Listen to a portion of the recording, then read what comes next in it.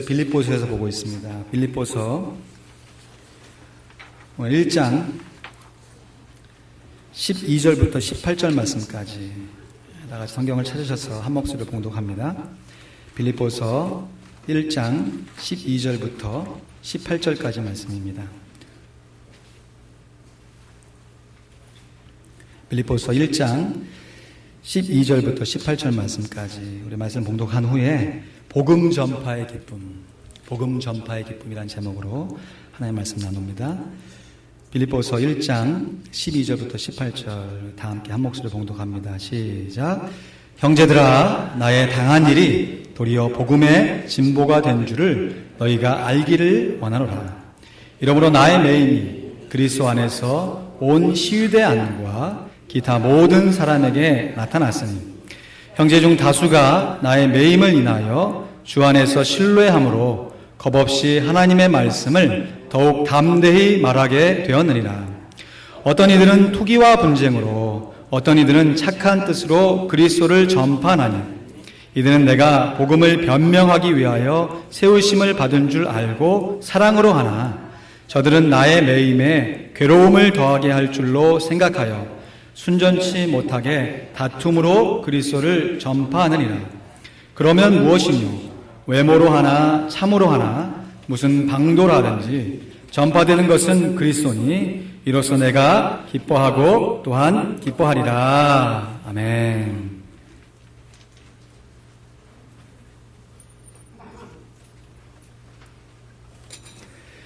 감사합니다. 우리나라 속담에요, 사돈이 땅을 사면 배가 아프다 속담이 있습니다. 여러분 평소에 사용하십니까? 사돈이 땅을 사면 배가 아프다. 여러분, 사돈이 땅을 사는데 왜 내 배가 아프죠? 이에 대한 해석이 크게 두 가지가 있습니다. 첫 번째 해석은 일반적으로 사돈이 땅을 사면 괜히 심통이 나는 거예요. 그리고 억울한 마음이 싹 스미면서 나는 논밭대기 하나도 없는데 저 사람은 벌써 이렇게 성공해서 땅도 사고, 부러움을 넘은 시기하는 마음, 사람 안에 있는 참 못돼먹은 이 비교의식이 쫙 발동되어지는, 그것을 꽃입는 속담이라 할 수 있죠. 그래서 저는 이 속담을 들을 때마다 좀 앞뒤가 맞지 않는 속담이다라는 생각이 들어요. 여러분, 다른 사람도 아니고 사돈이 땅을 샀습니다. 사돈이면 누굽니까? 내 배우자의, 내 자녀의 배우자의 부모님이 사돈이잖아요. 그렇게 해서 사돈이 땅을 샀으면 내 자녀들이 좋으면 좋았지. 근데 왜 내 배가 아플까? 아무리 시기심과 질투심이 많다고 해도 사돈이 땅을 사면 마땅히 축하하고 기뻐해 줄 일이지. 그거 갖고 심통낸 일이 뭐가 있겠습니까? 이 속담이 언제 어떻게 만들어진지 그 유래를 알 수가 없어요.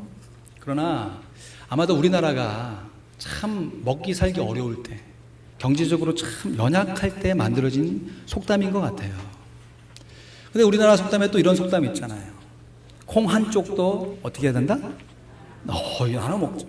이런 민족적 전서가 있는 우리들인데 왜 다른 사람도 아니고 나하고 가까운 친척인 사돈이 땅을 샀는데 내 배가 아플까? 사돈이 땅을 사면 배가 아프다라고 하는 또 하나의 해석은 이런 것이에요. 사돈이 땅을 사서 그 땅에다가 새롭게 작물을 심었어요. 근데 내가 정말 축하해주고 기뻐해주고 싶은데, 그래서 뭐라도 좀 해주고 싶은데 내 삶을 돌아보니까 특별히 뭐 선물이라도 해줄 수 있는 것이 없는 거예요. 그러니까 차라리 내 배라도 아파서 인분을 거름으로도 만들어갖고 사돈을 도와주겠다라고 하는 그 속마음이 들어있는 속담이라는 것이에요. 여러분, 이왕이면 두 가지 해석 중에 여러분 어떤 해석이 좋으세요? 여러분, 해석이 중요합니다. 기왕이면 사돈의 땅을 사면 내 배가 아프다. 두 번째 해석을 마음에 품고 살아가면 얼마나 서로 풍성한 삶의 교제가 이루어지겠습니까? 여러분, 이제 사돈이 땅을 사면요, 사돈은 좀 멀리 계시니까 우리 같이 살아가는 성도들이 땅을 사거나 땅이 아니더라도 집이라도 사고 차라도 사면 그 마음 가운데 기쁜 마음으로 내가 뭘 해줄 수 있는 게 없을까라고 배합하는 것이 아니라 힘들다는 것이 아니라 기쁜 마음이 되는 우리 모두가 될 수 있기를 주님의 이름으로 축원드립니다. 여러분, 이왕 사는 거 기쁘면 얼마나 좋아요. 오늘 본문 말씀을 보면 사도 바울이요, 내가 기뻐하는데 그냥 기뻐하는 것이 아니라 또한 기뻐하리라, 2번이나 기뻐하겠다라고 의지적인 기쁨을 표현하고 있어요. 오늘 본문 18절 말씀에 18절 말씀 보실까요? 같이 읽어볼까요? 시작. 그러면 무엇이뇨? 외모로 하나 참으로 하나 무슨 방도로 하든지 전파되는 것은 그리스도니 이로써 내가 기뻐하고 또한 기뻐하리라. 그럼 빌립보서가 옥중서신이라고 수찬에 말씀드렸습니다. 감옥에 있는 사람이 기쁘면 뭐가 그렇게 기쁘겠어요? 근데 사도 바울이 내가 기뻐하고 또한 기뻐하리라. 2번씩이나 기뻐한다고 강조하는 이유가 바로 그리스도를 전파하는 기쁨. 오늘 설교의 제목대로 복음 전파의 기쁨 때문입니다.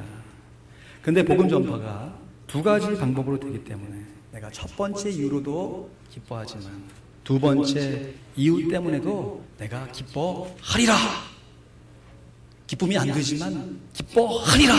의지적인 기쁨을 고백하고 있는 것이죠. 첫 번째 이유 때문에 기뻐하는 것은 외모로 그리스도를 전파하고, 2번째 이유 때문에 내가 기뻐하는 것은 참으로 그리스도를 전파하기 때문에 또한 기뻐하겠다. 여러분, 이 외모라고 하는 이 단어가 헬라어로는 프로합시스라고 하는 단어입니다. 근데 이것을 오늘날 우리에게 좀 와닿는 단어로 번역하면 거칠애로 그런다는 것이, 형식적으로 핑계를 삼아서라는 뜻입니다. 그러니까 첫 번째 방법으로 외모로 그리스도를 전파하는 것은 그저 거칠애로, 속마음은 따로 있어요. 근데 거칠애로 이것을 핑계 삼아가지고 복음 전파를 핑계로 삼았다는 것이, 이걸 17절 말씀이 이렇게 설명하네요. 저들은 나의 매임에 괴로움을 더하게 할 줄로 생각하여 순전치 못하게 다툼으로 그리스도를 전파하느니라. 그리스도를 전파하는 그 자체가 순수한 목적이 되는데 그것이 목적이 아니고 그것은 핑계이고, 그리스도를 전파하는 것으로 인해서 나의 매임, 옥에 갇혀있는 사도 바울이 더 괴로움을 더하게 할 줄로 생각하여서, 그러니까 순전치 못하게, 순전한 마음이 아니라, 다시 말해 복음 전파를 핑계로 삼았던 이유가 다른 것이 아니에요. 참 어떻게 이럴 수 있을까? 옥에 갇힌 사도 바울을 괴롭게 하기 위해서 복음을 전파했다는 것이, 이걸 15절 말씀에 이렇게 설명합니다. 15절 말씀에 어떤 이들은 투기와 분쟁으로 그리스도를 전파하나니, 어떤 이는 착한 뜻으로도 그리스도를 전파하지만 이 첫 번째, 이 외모로 순전치 못하게 그리스도를 전파하는 사람들은 투기와 분쟁으로, 투기가 뭡니까? 사도 바울을 시기나게 만드는 거죠. 시샘할 수 있도록. 분쟁이 뭡니까? 사도 바울가 다투기 위해서 복음을 전했다는 것이. 그럼 과연 이런 마음으로 복음을 전하는 사람이 있을까요? 오늘 말씀에 보면 그런 사람이 있다라는 것이죠.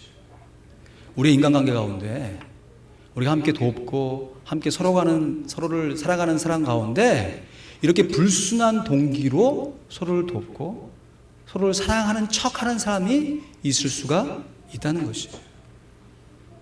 그럼에도 불구하고 이런 순전치 못한 마음으로 복음을 전하는 사람들이 적어도 거짓 교사들, 이단들은 아니었을 거예요. 만약에 이 사람들이 거짓된 가르침, 이단의 가르침을 증거했다면 사도 바울이 이렇게 기뻐하고 용납하지 않았을 것이에요. 갈라디아서 1장 8절과 9절 말씀에 보니까요. 그러나 우리나 혹 하늘로부터 온 천사라도 우리가 너희에게 전한 복음 외에 다른 복음을 전하면 저주를 받을지어다. 우리가 전에 말하였거니와 내가 지금 다시 말하노니 만일 누구든지 너희 받은 것 외에 다른 복음을 전하면 저주를 받을지어다. 지금 2번이나 저주를 받을지어다 하면서 다른 복음, 거짓된 복음을 전하는 것을 사도 바울이 경계하고 저주의 말씀을 선포합니다. 그렇다면 오늘 본문에서 동기가 좀 불순하죠. 순전치 못해요. 외모와 거칠애로 복음 전하는 것을 구실 삼아가지고 사도 바울을 괴롭게 하려고 다툼으로 복음을 전하고 시기와 분쟁으로 복음을 전하는 사람들이 적어도 복음을 전하는 내용만큼은 올바른 복음을 전했다는 것이죠. 좀 정리해보면요, 순전치 못하게 다툼으로 그리스도를 전파했던 사람들은 사도 바울이 지금 매여있기 때문에, 감옥에 갇혀있기 때문에 마음 놓고 복음을 전하는 것을 일반적으로 좀 안타깝게 여겨야 되잖아요. 불쌍히 여겨야 되잖아요. 근데 안타깝게 여긴 것이 아니라 오히려 그런 상황 가운데 옴짝달싹 못하고 아무것도 할 수 없는 것처럼 보이는 사도 바울을 오히려 괴롭게 하기 위해서, 그래서 자신들이 열심히 그리스도를 전파하는 걸 통해서 사도 바울 마음 가운데 은근히 시샘하는 마음, 은근히 분노하는 마음이 쭉 일어나는 그 목적을 가지고 복음을 전했다는 것이. 그러니까 복음의 내용에 문제가 있는 것이 아니라 복음을 전달하는 동기가 잘못됐다는 것이. 여러분, 우리들이 살아가면서 인간관계 속에서 어떤 상대방이 나에 대해서 꼬인 마음으로 이렇게 탁 나에게 접근해 온다 라고 하면 그것을 여러분 알아차십니까? 못 알아차리십니까? 못 알아차세요? 여러분, 그렇게 알아차린다는 것을 나만 알아차린다고 생각하시면 큰 오산인 거예요. 내가 만약에 우리가 관계 맺고 있는 인간관계 속에서 어떤 한두 사람을 타겟으로 정해놓고 탁 마음에 꼬인 마음을 갖고 그 사람을 접근하면 그 사람은 그것을 알아차릴까요? 못 알아차릴까요? 당연히 알아차려요. 우리 안에 인격이 있고 우리 안에 성령이 있기 때문에 다 알아찹니다. 표현이 좀 그렇지만 정말 귀신같이 다 알아요. 그랬을 때 상대방이 꼬인 마음으로 우리를 접근해 들어오면 우리 마음 가운데 어떤 마음이 일어나나요? 아니, 이 사람이 왜 이렇게 말 한마디라도 똑바로 안 하지? 왜 이렇게 꼬여서 얘기하지? 하면서 우리 마음 가운데 그것을 한 번 더 꼬으려고 하는 마음이 자연스럽게 생각해요. 근데 사도 바울은 정말 놀라워요. 그 복음을 전하는 동기와 이유를 다 알고 있어요, 지금.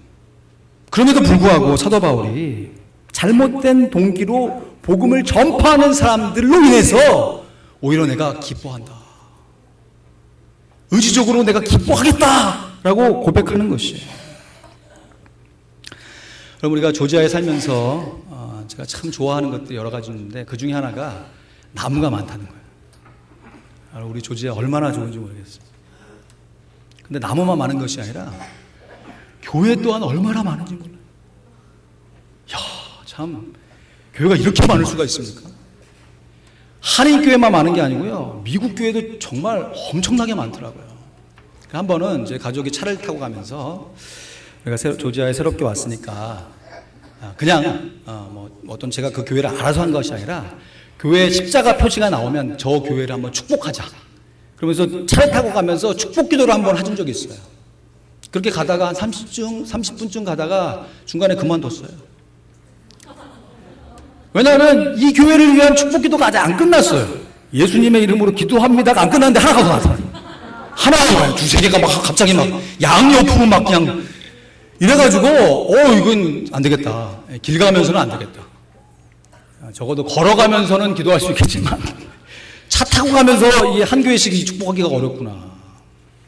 여러분 가슴에 손을 얹고요, 정말 꼼꼼하게 한번 생각해 보세요. 이 조지아에 교회가 많다는 이유를 마음 가운데 두시고 그 이유 때문에 여러분 감사를 한 적이 많으세요? 아니면 불평을 한 적이 많으세요? 정말 꼼꼼히 생각해 보세요. 우리들이 어떤 놀이동산이나 사람이 많은 곳에 가면 나도 모르게 툭 이런 말이 더 나와요. 어이, 왜 오늘 이렇게 사람이 많어? 그렇게 말하는 자기도 사람이면서. 여러분, 우리가 함께 살아가고 있는 이 조지아 땅에 교회가 많다는 이유 때문에 여러분 정말 감사를 드려본 적이 많으세요? 아니면 불평을 올린 적이 많았어요. 우리 교회도 한인교회지만 이 지역사회 아틀란타 땅에만 통계적으로 크고 작은 교회를 합치면 400여 개가 된대요. 얼마나 많습니까?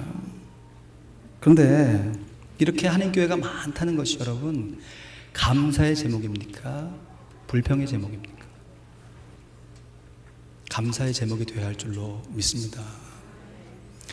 여러분, 교회가 많다는 것은 그만큼 복음을 전해서 한 영혼이라도 주님께 돌아올 수 있는 찬스가 더 많다는 것을 의미해요.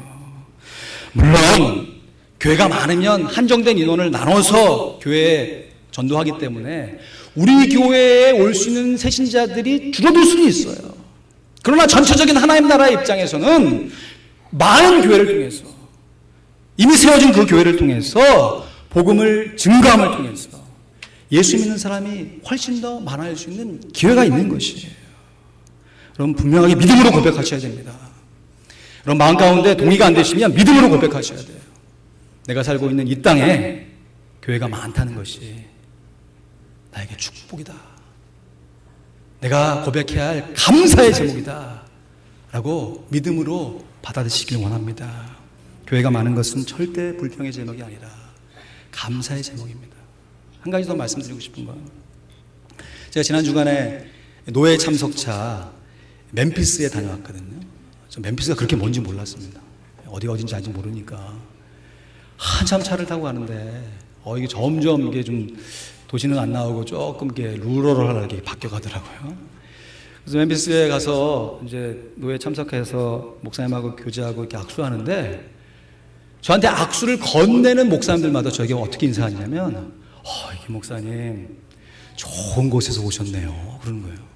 제가 아틀란타에서 목회하는 줄 아시거든. 한두 분이 아니에요. 인사하는 사람마다 이 목사님 좋은 곳에서 오셨군요. 근데 그 말을 듣는데 괜히 제 마음이, 아니 제가 아틀란타를 위해서 제가 뭐 한 게 뭐가 있습니까? 그냥 와서 산 것밖에 없잖아요.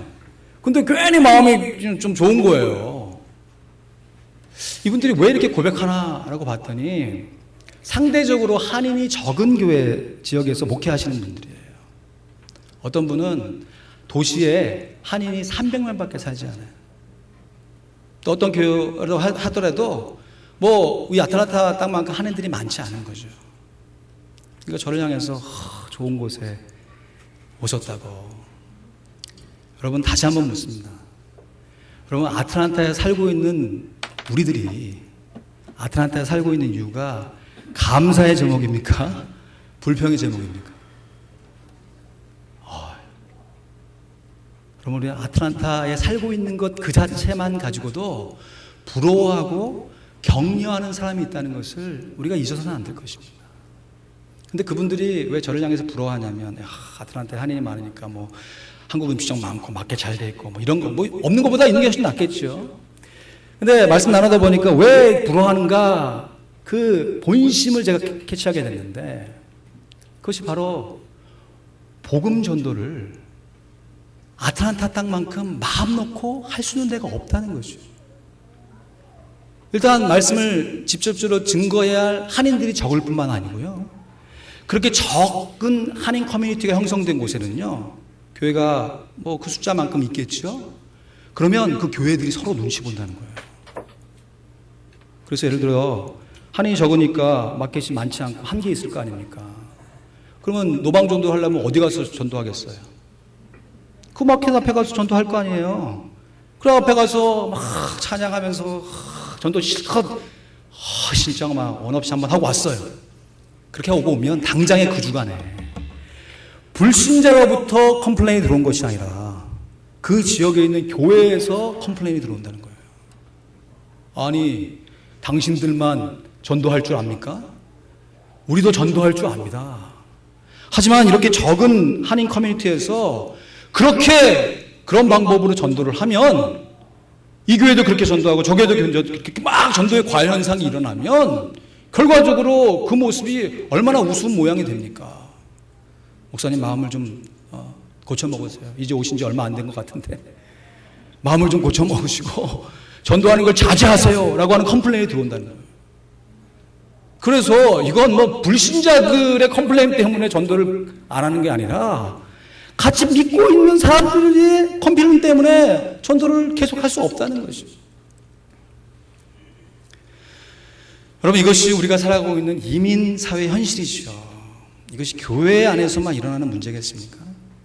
여러분, 얽혀 있는 비즈니스도 마찬가지고, 뭐 자녀 교육의 문제, 우리가 살아가는 인간관계가 다 그렇게 좁은 관계 속에서 얽혀 있잖아요. 여러분, 이럴 때 이러한 실타래를 우리가 어떻게 풀어나가야겠습니까?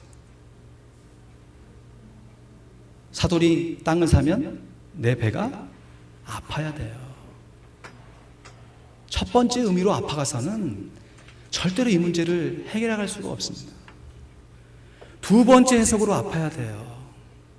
다른 사람이 잘 되는 것을, 그것을 바라보고 기뻐할 수 있는 내 마음에 아량과 여유가 생길 때 그것을 상대방도 느끼거든요. 그래서 내 마음에 무장해제한 것에 상대방도 무장해제를 가지고 함께 서불어 얽히고 설켜가지고 서로를 물고 뜯고 다투는 것이 아니라 얽히고 설킨 가운데 끈끈한 정을 가지고 서로를 세워줄 때 이 문제가 해결될 수 있는 거거든요. 이민교회끼리 연합하고 서로 협력하는 것이 어렵습니다. 그러나 이 실타래를 누가 풀어야겠습니까? 우리 교회 이름이 무슨 교회예요? 화평 장로교회. 영어로 보면 더 분명하죠. Peace Presbyterian Church가 아니고 Peace Makers. 우리 교회가 연약하고 부족하지만 이 모습 이대로 여기서부터 시작해야 할 줄로 믿습니다. 다른 사람들이 잘 되는 것 보고 시샘하고 불평하고 원망하는 것이 아니라 오히려 축복하고 마음으로 감사하고 격려해 줄 수 있을 때 우리가 살고 있는 아틀란타 땅이 하나님의 말씀으로 충만할 뿐만 아니라 말씀을 증거할 수 있는 좋은 터전이 아름답게 만들어갈 수 있는 줄로 믿습니다. 이런 면에서 볼 때 어떤 경우에서든지 그리스도를 전파하고자 했던 사도 바울의 이 넓은 마음이요, 우리가 얼마나 큰 도전이 되는지 몰라요. 우리 본문 12절 13절 말씀 같이 읽어볼까요? 시작. 형제들아, 나의 당한 일이 도리어 복음의 진보가 된 줄을 너희가 알기를 원하노라. 이러므로 나의 매임이 그리스도 안에서 온 시위대 안과 기타 모든 사람에게 나타냈으니. 그러면서 감옥에 갇힌 일이 오히려 복음의 진보가 되었다 고백해요. 그러면 정말 상식적으로 생각해 볼 때 감옥에 갇힌 일이 어떤 일의 진보를 이루는 것입니까? 저는 한 번도 감옥에 갇혀본 일은 없어요. 근데 감옥에 갇힌 사람을 면회 간 적은 몇 번 있습니다. 근데 면회만 가도요, 내가 감옥에 갇힌 게 아니라 그 자리에 있다는 것만으로도 마음이 얼마나 어렵고 다운되는지 몰라요.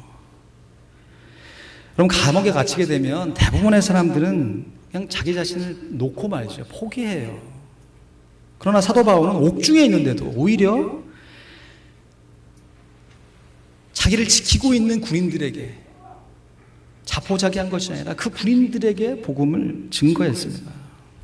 이 당시의 관리에서는 죄수 한 사람을 시위대 한 사람이 4시간마다 교대하면서 지키도록 되어 있었다고 그래요. 그러니까 이 시위대 사람들이 한두 명이 아니라는 것이에요. 얼마나 많았는가 하면 성경 말씀에 보면 백부장 얘기 나오죠. 백부장이면 100명의 부하를 거느린 장수예요. 천부장이면 1000명이에요. 근데 이 온 시위대 안이라고 했을 때 이 시위대 안에 모두 9명의 천부장이 있었어요. 그러니까 이 제법 큰 규모의 시위대라는 것을 알 수 있는 거죠. 물론 이 9,000명이나 되는 군사들이 다 사도 바울로부터 직접 복음을 전해 듣지는 않았겠죠. 사도 바울을 지키는 군사들이 먼저 사도 바울로부터 복음을 전해 들었을 것이고, 그 사람이 또 자기 동료들에게 복음을 전해 들었을 것이고, 이것을 어떻게 상상해 볼 수 있냐면 이 사람들이 자기 동료들뿐만 아니라 자기의 상관들에게도 복음을 증거했을 것이라고 충분히 상상할 수 있어요. 왜냐하면 빌립보서 4장 마무리에 가면 빌립보 교회 성도들에게 지금 내가 로마에서부터 너에게 문안하는데 이 가이사의 집에 있는 사람들도 너에게 분한한다 이렇게 나오거든요. 그러니까 사도 바울은 지금 옥에 갇혀 있지만 그걸로 해서 자포자기한 것이 아니라 자기가 할 수 있는 최선을 다해서 복음을 증거하면서 그 사람들도 안 거죠. 지금 이 사람이 진짜 죄수가 아니라 억울하게 갇혀 있고, 여러분 일반적으로 억울하게 갇혀 있으면 어때요? 막 그거 탄원하느라고 자기 변명하느라고 바쁜데 사도 바울은 그것을 온전히 다 받아들이고 그 상황 가운데서도 담대하게 복음을 증거하니까 주변 사람들이 놀라는 거죠. 아니 어떻게 이 사람이 이럴 수가 있을까? 그래서 전달되어졌던 것이 온 시위대 안과 기타 모든 사람에게 나타났다. 관계하고 있는 여러 사람들에게 복음이 직간접적으로 증거가 되었던 것이에요. 이런 사도 바울의 담대한 모습을 보고 오늘 보면 14절 말씀처럼요, 형제 중 다수가 나의 매임을 인하여 주 안에서 신뢰함으로 겁없이 하나님의 말씀을 더욱 담대히 말하게 되었느니라. 이러한 사도 바울의 복음 전파의 기쁨을 위해서 사도 바울뿐만 아니라 사도 바울에 있는 주변에 있는 동료들이 오히려 더 힘을 얻고 하나님의 말씀을 더욱 담대하게 증거했기 때문에 내가 비록 지금 육신으로는 투옥되어서 옥에 갇혀 있지만 일이 복음의 진보가 되었다라고 고백할 수 있는 것이죠. 그럼 우리들도 살아가면서요, 수많은 경우에 낙심하게 됩니다. 뭐 감옥에 물리적으로 갇히지 않을지라도 그렇지 않습니까? 그냥 쭉 잘 살다가 어느 한순간 좀 재정적인 어려움에 봉착하게 되면 다른 사람들은 신분의 어려움 없이 잘 살아가는 것 같은데 나의 마음 가운데 신분의 문제가 해결되지 않으면, 그리고 또 함께 살아가는 사람 중에서 관계에 어려움이 생기거나 또 그냥 내 육신의 몸이 좀 쇠약해져서 건강에 어려움이 생기면 우리의 그 연약함을 통해서 예수 그리스도의 복음을 증거하기는커녕 오히려 내 마음이 무너지고 거기서 자포자기하는 일들이 얼마나 많은지 몰라요. 그러나 사도 바울은 바로 그러한 때 오히려 복음을 전파하는 기쁨 가운데 사로잡혀 있는 참 신앙의 놀라운 수준의 삶을 살아갔던 것이죠. 사도 바울은 비록 감옥에 갇혔지만 그리스도를 전파하는 것이 무엇인지 그 참된 의미를 제대로 알고 있었습니다. 그래서 그리스도를 전파하는 것이 시기와 다툼을 버리고 그리스도의 사랑으로 서로를 온전히 용납하는 것을 알고 있었기에 그것을 실천에 옮기고자 했던 것이죠. 그래서 사도 바울은 여전히 어린아이와 같이 시기와 분쟁으로 그리스도를 전파하는 사람들을 오히려 용납하면서 마침내 그들 역시 그리스도를 온전한 마음으로 전파할 수 있도록 격려하기 위해서 지금 내가 기뻐하고 또 의지를 갖고 기뻐하겠다라고 고백하는 것이, 얽힌 실타래를 누군가는 풀어야 되잖아요. 그 누군가가 바로 나 자신이 되겠다. 그것을 풀어내는 기쁨을 내가 의지적으로 발휘하겠다라고 선포하고 있는 것이죠. 말씀을 맺습니다. 여러분, 사돈이 땅을 사면 배가 아파야 돼요. 억울한 마음으로 아픈 것이 아니라 기쁜 마음으로 아프셔야 합니다. 사랑하는 성도 여러분, 다른 교회들이 복음을 잘 전하고 아름답게 성장해 가면요, 우리들의 배가 아파야 돼요. 시기하는 마음으로 아픈 것이 아니라 감사하는 마음으로 아파해야 합니다. 심지어요, 시기와 다툼으로 복음을 전하는 사람들까지 포용할 수 있는 사도 바울과 같은 넓은 마음이 우리 가운데 있어야 합니다. 그래서 내가 몸담고 있는 우리 교회가 아니라 나와 상관없어 보이는 다른 교회를 통해서 복음이 증거될 때, 어쩌면 그로 인해서 우리 교회에 출석하는 오게 될 새신자들이 줄어든다 할지라도 우리는 복음 전파의 기쁨으로 기뻐하고 또한 기뻐해야 합니다.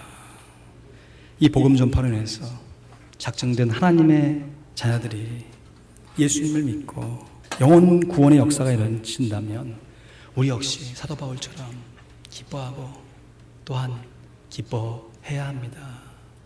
여러분, 그래서요, 이제부터 어떤 다른 교회가 잘 되고 부흥하는 소식을 들을 때요, 절대로 불평하지 마세요. 절대로 불평하지 마십시오. 그렇게 불평한다고 우리 교회 부흥이 이루어지는 거 아니고, 그렇게 불평한다고 하나님께 영광 돌리는 거 아닙니다. 단 기도할 때 다른 교회의 부흥이 수평이동이 아니라 정말 작정된 하나님의 사람들이 예수 그리스도의 복음을 믿어서 새롭게 일어나는 영혼 구원의 역사가 일어나도록 그렇게 기도하셔야 됩니다. 그거 더불어 그러한 교회들처럼 우리도 지금 자라나가고 있지만 우리도 더 마음이 하나 되어져서 우리 교회의 부흥의 역사를 이룰 수 있도록 우리가 우리 가운데 있는 막힌 실타래를 풀어나가면서 하나님 앞에서 의지적인 기쁨을 가지고 부흥의 일꾼으로 서야 할 줄로 믿습니다.